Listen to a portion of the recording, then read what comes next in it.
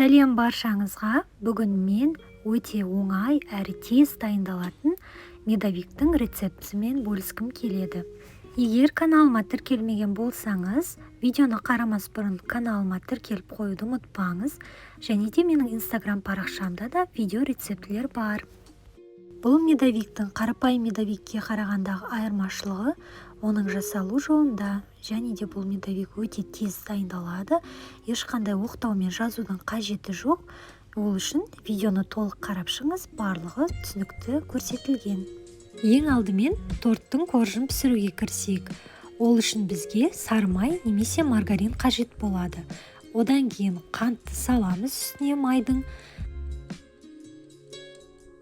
Және балды салып, жақсылап араластырамыз. Айта кетейін, сіздің коржыңыздың дәмі осы балдың дәміне тікелей байланысты, яғни балдың сапасына тікелей байланысты. Сол үшін табиғи балды қолданғаныңыз жөн. Жақсылап ергенше араластырамыз. Жақсылап бір араластырып болғаннан кейін, бір шай қасық ас содасын қосып, тағы да араластырамыз. Міне бізде осындай аппақ көпіршік масса шығуы қажет. Араластырып болғаннан кейін бірнеше минутқа суытып қойып қоямыз.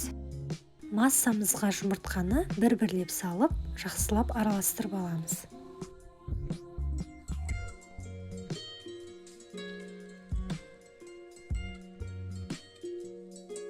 Қоймалжың масса шыққанша ұнды салып араластырамыз. Болашақ коржымызды венчикпен араластыруға кеңес беремін. Егер сіз қарапайым жолмен қасықпен араластыратын болсаңыз, онда әрбір жерінде түйіршік болып, ұнымыз ерімей қалып қою мүмкін. Корж піскенде ол көрініп тұрады. Міне бізде осындай қоймалжың масса шықты. Осы массаны екіге бөлеміз. Пергамент төселген табаға коржымыздың жартысын саламыз, және де 180 градуста 12 минут аралығында пісіріп аламыз. Корждарымыз өте тез піседі. Біреуіңізде ол 10 минут аралығында пісуі мүмкін, біреуіңізде немесе жай 15 минут аралығында пісуі мүмкін. Сол үшін пешіңізге қарай пісіріп аласыз.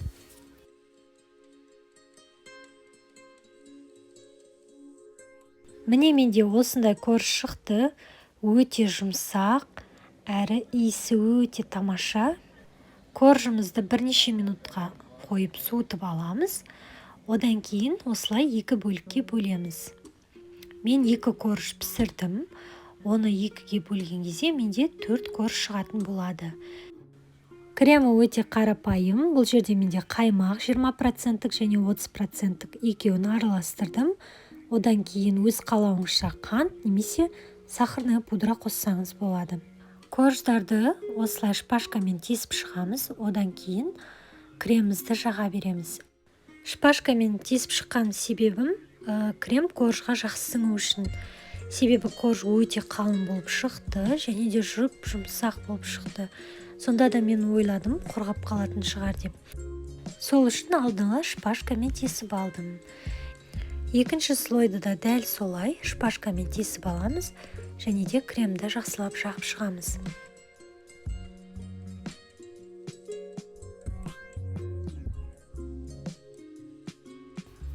Кремді жағып болғаннан кейін, крем жақсы сіңу үшін тоңазытқышқа 20-30 минутқа қоямыз.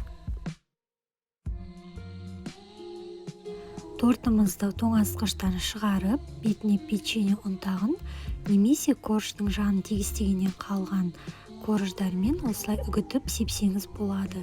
Менде ол жұмсақ болғаннан кейін мен печенье ұнтағын салуды жөн көрдім. Міне тортымыз дайын. Қалауыңызша әсемдесеңіз болады. Мен мына жерде конфетті үгітіп осылай септім бетіне, және де бұл жерге жеміс-жидек болса, оның ішінде малина немесе клубника болса, бұл торттың бетінде өте әдемі көрінері сөзсіз. Тортымыздың кремі толық сіңуі үшін тоңазытқышқа тағы да кемінде 2 сағатқа қоямыз. Және де тортымыз одан кейін өте нәзік әрі жұмсақ болып шығатын болады. Менің коржым биік болғаннан кейін осындай 2 торт жасауды шештім. Сіздер де осылай 2 торт шығарсаңыздар да болады, немесе 4 коржды бірге қосып биік үлкен торт жасасаңыз да болады.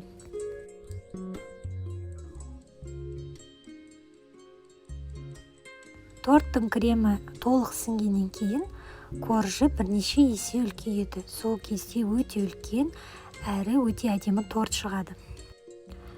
Менің рецебіммен міндетті түрде жасап көріңіздер. Кемінде сіздің 30-40 минут уақытыңызды алады. Астарыңыз дәмді болсын. Сіздермен бірге болған Айбибі.